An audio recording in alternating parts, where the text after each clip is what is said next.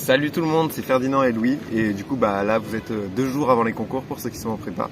Du coup on s'est dit qu'on allait faire une petite vidéo de en gros comment ça se passe, présenter un peu tout ça et puis donner les quelques tips qui ont bien marché sur nous de manière générale. Donc on va découper ça en 4 parties, rapidement détailler un peu comment marchent les épreuves, après détailler quelques conseils pratiques, quelques conseils mentaux également. Et enfin terminer par des conseils du coup sur les épreuves en elles-mêmes. Exactement. Bon là a priori du coup il y aura qu'une seule vidéo, un peu comme pour la FAQ la dernière fois. Là on va faire une seule vidéo qu'on va poster des 2 côtés a priori, sauf si on change. N'hésitez pas à aller voir les 2 et mettre 2 j'aime. C'est aussi toujours utile. Donc on va commencer par comment ça marche en pratique les épreuves. Ouais. Donc déjà au niveau de l'arrivée du premier jour, c'est vraiment important d'arriver très en avance, notamment parce que ça peut être très galère de chercher sa table, surtout si vous êtes à Villepinte, et qu'il y a 6000 sièges. Ouais, c'est ça, à Villepinte on avait des numéros, c'était classé par groupe, donc il fallait d'abord trouver son groupe puis trouver son numéro de table, ça peut prendre des plombes. Donc prévoyez beaucoup de marge le premier jour, un peu moins les autres jours. Moi le premier jour j'avais genre 1 heure.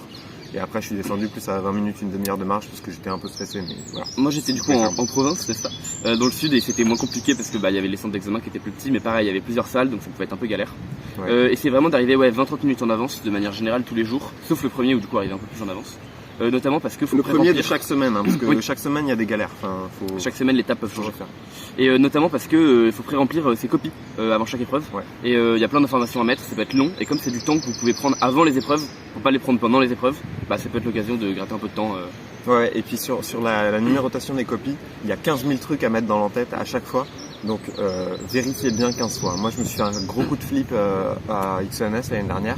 Il me semble que c'était le maths C, j'avais zappé, je crois que j'avais oublié de remplir une case de numéro et j'ai flippé ma race. Je suis allé voir le militaire, je lui ai expliqué et tout, il m'a dit en vrai on s'en bat les couilles si les copies sont les unes dans les autres quand tu les rends.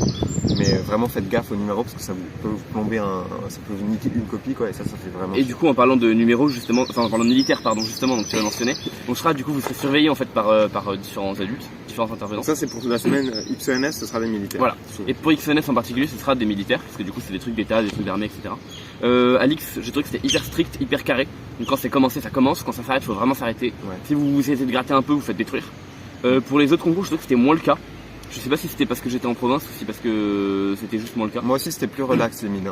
XENS je me souviens que c'était vachement strict, ça déconnait pas et il y avait beaucoup moins de monde. Aux mines j'étais à Villepinte donc c'est un hangar énorme avec plusieurs milliers de personnes. Alix c'était plus relax en termes de monde et du coup il pouvait faire attention à tout le monde et du coup tu pouvais pas, c'était hors de question de gratter les mines. Mais moi clairement aux mines, limite la meuf qui nous surveillait, si je lui disais attendez je peux terminer ma phrase, elle me laissait terminer jusqu'à 12h02, il n'y a pas de problème quoi. Moi je l'ai pas fait mais j'aurais pu faire. Okay. Et également n'oubliez pas, n'hésitez pas à lever la main, il y a des petits larbins qui vont venir vous voir pour vous donner des feuilles, des copies, des trucs comme ça. Surtout du brouillon en fait, puisque les copies nous on avait déjà. Non, moi je demandais des copies, je m'en souviens, ils nous filaient C'était central où ils nous filaient toutes les copies au début qu'il fallait remplir. Ouais. Sinon pour les autres faut demander à chaque fois donc n'hésitez pas. Donc vous levez la main et tout, il y a quelqu'un qui arrive et c'est top. Et aussi prévoyez un peu de bouffe pour les épreuves, ça peut être utile. Il y a des gens qui l'utilisent, il y a des gens qui l'utilisent pas. Moi je me souviens, à chaque fois j'avais 40 pommes potes et je les mangeais juste en sortant de l'épreuve et j'en bouffais pas une pendant l'épreuve, mais ça peut être utile. Et ça peut être vraiment ce que vous préférez. Je sais que j'avais un mec quand je passais XNS, il avait des pommes et le mec il défonçait 8 pommes, mais des vraies pommes. Par épreuve, il y a 8 rognons de pommes à chaque fin d'épreuve sur sa table. Donc voilà, n'hésitez pas à prendre. Moi je mangeais des cookies, d'autres mangeaient des barres de céréales, enfin mangez ce que vous voulez. Et mais passez pas des plombes à manger non plus et ramenez pas un gros grec, genre faites pas chier les gens autour, faites pas trop de bruit. Typiquement moi je mangeais pendant que je lisais les énoncés de partie. Ça me permettait de grignoter un truc en lisant un énoncé. C'est vraiment pas un peu 2 en 1. Moi c'est tout ce que j'ai à dire sur comment un sujet en soi. Si on peut passer conseils pratiques. Si vous voulez passer aux chiottes, allez-y, ça vous fait une pause, c'est cool.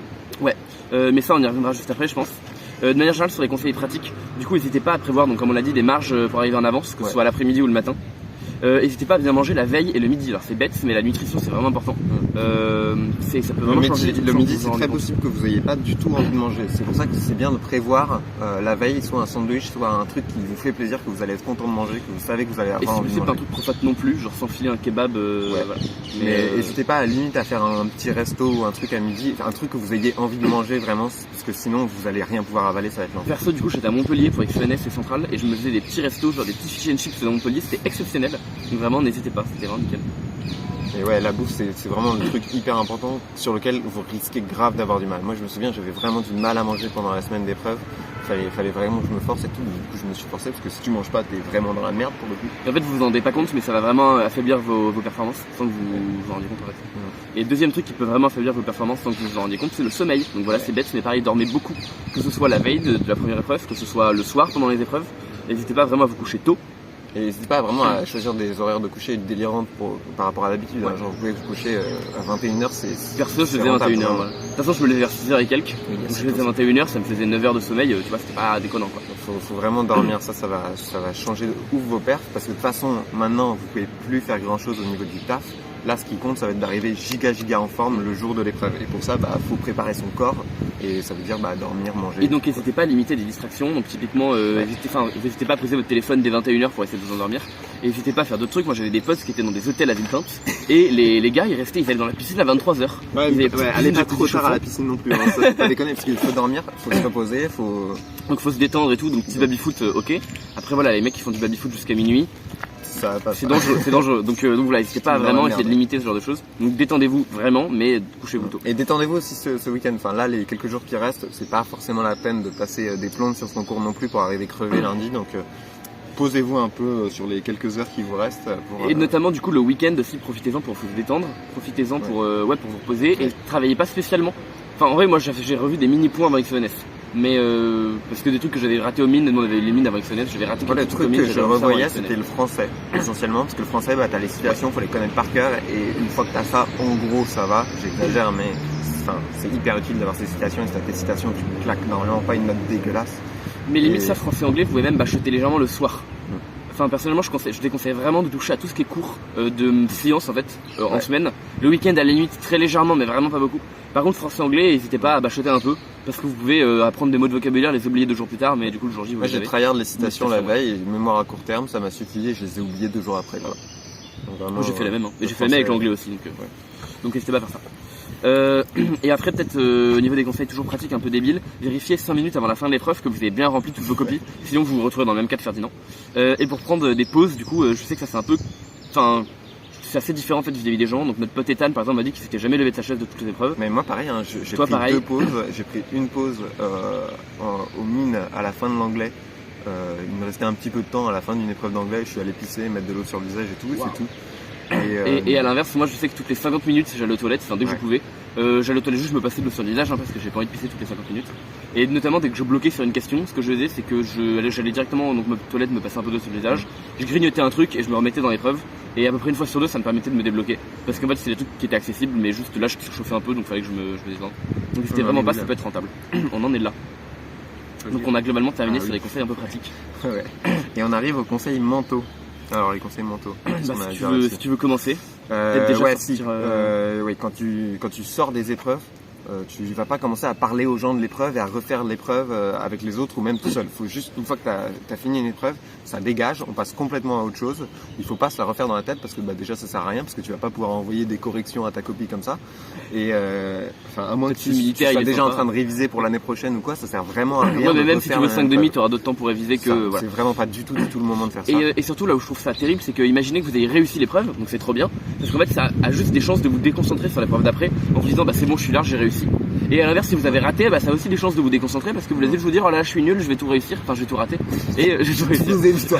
Et du coup en fait je vois vraiment aucun monde où refaire l'épreuve précédente va vous permettre de mieux réussir l'épreuve d'après. Donc sortez-en, essayez vraiment de sortir cette épreuve là. Le sujet ne sort plus, ça dégage vraiment. Détendez-vous et petit à petit remettez-vous dans l'épreuve suivante, recommencez, je sais pas si c'est physique, commencez à vous remettre dans un mood à faire de la physique. Et vous avez à peu près 2 heures le midi pour manger.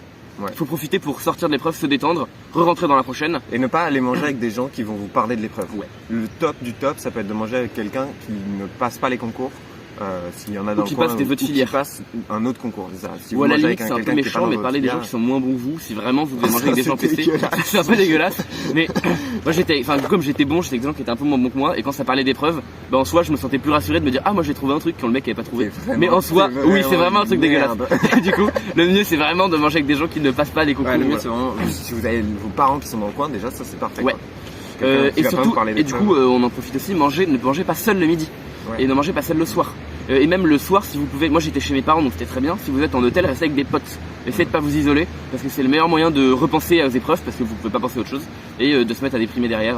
Si vous êtes à l'hôtel, petit baby foot jusqu'à pas tard, petit dîner bien solide pour pas avoir la dalle le lendemain et puis après dodo vite quoi. Petite douche parce que la stratégie de puer pour les gens autour, c'est une stratégie comme une autre, mais moi je me douche quand même. Et après peut-être au niveau aussi mental, c'est bête, mais essayer de pas subir les épreuves, essayer de pas voir ça comme vraiment juste des choses qui, vous subissez. Ouais. Genre essayer de rester un peu agressif, rester un peu actif. Et puis essayer de profiter du truc parce que ça peut être super intéressant aussi. Une épreuve, c'est pas que de la torture quoi. Il y a des trucs sympas. Moi j'ai passé des très bons moments. Moi j'ai des bons souvenirs de certaines épreuves. J'ai des mauvais souvenirs d'autres épreuves. Genre l'info. L'info de ZNS, j'ai pas kiffé. Mais t'avais eu les grottes aussi? Ouais, j'ai eu les grottes. Les grottes, là j'ai eu la même. Mais bon, en tout cas, voilà, essayez de rester quand même un peu en kiffant ce que vous faites. Ouais. Parce que dans les faits, ça reste, je trouve, mentalement intéressant. Et en fait, même si vous kiffez pas, essayez de vous forcer à kiffer parce que si vous forcez à kiffer, ça passera beaucoup mieux. Ouais. Et ce sera beaucoup plus agréable et vous aurez des meilleurs perfs et globalement c'est tout bénéfique. Clairement. Et après, du coup, sur les conseils sur les épreuves en soi, je crois qu'on a, c'est pas tout ce qu'il nous reste à dire. Donc n'hésitez pas quand vous commencez l'épreuve à la balayer rapidement en diagonale pour voir à peu près qu'est-ce qui va tomber, la longueur de l'épreuve aussi, ça peut vous permettre de savoir si vous êtes plutôt bien dans les temps ou pas. Si vous voyez qu'il y a des choses, notamment on va avoir des anecdotes chacun racontées sur chimie B et maths D, donc les épreuves de 6 heures respectivement de chimie et de maths pour une. Si vous avez des grosses épreuves genre chimie B ou maths D ou je sais pas, il y a peut-être un truc en physique aussi. Physique c'est physique C si on passe physique. Si vous avez ce genre de truc, balayez bien le sujet avant et n'hésitez pas à aller faire des parties qui ne sont pas la partie 1, à aller toucher des questions qui sont pas celles. C'est quand même bien d'essayer de faire le sujet de manière linéaire, de sauter. C'est souvent pas hyper possible, de sauter quand vous faites des parties. Après, moi je sais que typiquement l'exemple que j'ai c'est chimie B où mon but c'était d'essayer d'aborder un peu tout et je me rends compte que l'avant-dernière partie est hyper dure. En tout cas, moi j'y arrivais pas du tout. Ouais. Et peut-être juste j'étais fatigué, mais voilà, j'y arrivais pas. Et en fait, je me rends compte que la dernière partie c'était du cours quasiment.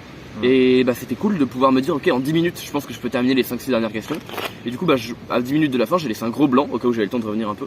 Et j'ai turbiné ça vite fait et voilà. Bon, je sais pas si j'ai eu bon ou pas, mais je pense que j'ai assuré des points. Moi c'est assez similaire ce qui m'est arrivé au maths D. En gros au maths D il y avait genre 7 ou 8 parties giga dures. Et au milieu, je crois que c'était genre la partie 5 ou 6, il y avait un truc d'arithmétique que je connaissais déjà en grande partie, il y avait beaucoup de trucs que j'avais déjà fait dans cette partie-là. Du coup, quand j'ai vu la partie, j'ai scroll le sujet au début, j'ai essayé d'avancer linéairement. Quand je me suis retrouvé bloqué, j'ai avancé, j'ai sauté un peu des questions et puis à un moment, je me suis posé 1 heure sur cette partie et je l'ai tracée parce que je la connaissais quasiment entièrement. Et il m'arrive en fait même d'autres choses en physique où je me rends compte qu'il reste 10 minutes et la question où je bloque mais je vois que 2 questions plus tard j'y arrive, j'y vais quoi. Ouais. Il est marqué en utilisant les résultats des questions d'avant, montrer que j'ai pas réussi à montrer les questions d'avant. Ouais, n'hésitez pas à admettre les résultats d'avant aussi, vraiment. C'était des questions aussi, c'est un truc bête, mais voilà, pas de fierté mal placée. C'était des questions, c'est normal, c'était des parties, ça peut être normal aussi si les épreuves sont très longues. Ouais. Donc voilà, n'hésitez pas à faire ça. Et parfois il y a des erreurs dans les sujets aussi, c'est un truc à dire quand même. L'année dernière, on a eu une grosse erreur en maths D. Quand vous repérez ce qui vous semble être une erreur, si vous n'êtes pas sûr de vous, n'écrivez pas tout de suite dans votre copie je pense que là c'est faux, il y a un problème. Si vous êtes giga sûr de vous, n'hésitez pas à le faire et à corriger le truc. Parce qu'en fait il y a marqué dans les entêtes si vous voyez des erreurs, corrigez-les. Moi ça m'est arrivé d'en voir une à physique de centrale, je crois physique 1, où du coup j'ai revu mon résultat 2 fois, vraiment mon truc avait le bon. Du coup restez humble, donc précisez, j'ai l'impression de voir une erreur parce que mon résultat est pas bon, mais peut-être que je me trompe. Le sujet est faux, c'est n'importe quoi. Non. Voilà. Et en général, il y a quand même peu de chances qu'il y ait des erreurs. D'ailleurs, je sais pas si t'as vu, mais il y a il y en a une par année quand même. En fait, voilà, statistiquement, il y en a tous les ans. Après, je sais qu'il y a des gens qui ont quand même tendance à avoir des erreurs un peu partout. Et il y a quand même un rapport de jury de NS où il y a plein de gens qui ont cru voir une erreur alors qu'ils étaient gourés. Le rapport de jury les a alarmés en leur disant non mais vous êtes nuls si vous pensez voir une erreur, pétez pas plus haut que votre cul. Sinon, l'autre manière de gérer une erreur, quand vous voyez une erreur dans la question, le plus simple c'est de sauter la question en fait. Sinon, si vous n'êtes pas sûr de votre coup, sautez la question. De toute façon, il y en a plein des questions. C'est pas ça qui va vous manquer, donc n'hésitez pas à skip s'il y a une question qui vous semble foireuse. Et si vraiment vous pensez qu'il y en a une, revérifiez. Et si vraiment vous vérifiez qu'il y en a toujours une, admettez humblement que vous avez peut-être une erreur, mais restez vraiment humble. Et si vous avez raison et qu'il y a vraiment une erreur, ça peut vous rapporter vraiment des points. Ensuite, après, truc débile, je vois qu'on l'a pas forcément pris dans des dettes, mais truc débile, faites gaffe à votre écriture et à essayer d'écrire bien. Parce que moi je sais que j'aurais pu un peu me faire. Je crois que d'ailleurs il y a des épreuves de physique à Centrale où je me suis fait un peu détruire pour mon écriture. Ouais. Et c'est bête, mais c'est vraiment de former bien des lettres, quitte à écrire gros et en large. Juste écrire gros, moi ça m'a un peu sauvé. Ouais. Présentation pareil, essayez de présenter ça à peu près lisiblement. Quand vous faites des ratures, essayez de faire ça proprement. Et notamment les premières pages, essayez de faire ça clean pour que votre correcteur ait pas envie de sauter votre copie directement. L'intro du français, il faut la faire archi bien. Ouais. C'est vraiment le début, français, dans toutes les épreuves, le début compte. À la fin, vous aurez pas le temps d'écrire bien, donc votre écriture sera mauvaise. Mais au moins sur le début, essayez de pas trop... Votre correcteur, sinon il risque de sortir d'une copie mal écrite à la fin. Donc essayez au moins de pas directement le remettre dans un mood de copie mal écrite dès le début. Enfin, trop mal écrite. Bon, voilà. Je pense qu'on arrive. Moi, c'est à peu près tout, ouais. Ouais. Bon bah du coup. L'homogénéité en physique. Voilà, dès que vous écrivez une formule, c'est con, mais dès que vous écrivez une formule, homogénéité, non, juste pour la physique. Peut-être pas la checker à chaque fois non plus. Chaque fin de réponse. Un peu de temps, ouais. Ça, enfin, pas non plus que ça vous prenne des plombes à chaque fois. Si ça vous prend des plombes de checker l'homogénéité, avancez. Mais si vous savez le faire vite, faites-le, c'est toujours ça. Et n'hésitez pas à le noter si vous le vérifiez. C'est un si bon vous moyen de vérifiez détecter les erreurs. Écrivez c'est homogène. Ouais. Voilà. Donc c'est à peu près tout ce qu'on voulait vous dire, il me semble. Moi, j'ai rien d'autre à ajouter. Du coup, bon courage pour ceux qui passent les concours. Hein. Et puis, essayez de profiter aussi un peu quand même. Ouais. De pas voir ça uniquement comme de la charité. Faites attention à vous. Le point le plus important, ça reste, à mon avis, de bien dormir, bien manger pour arriver en forme à chaque épreuve. Et rester en forme physique comme mentale au final. Ouais. Et puis rester focus et pas trop reparler des épreuves après coup. Voilà, c'est ça les gros trucs importants à retenir à mon avis. Voilà. Bon courage. Qui fait bien. Et ouais, à plus.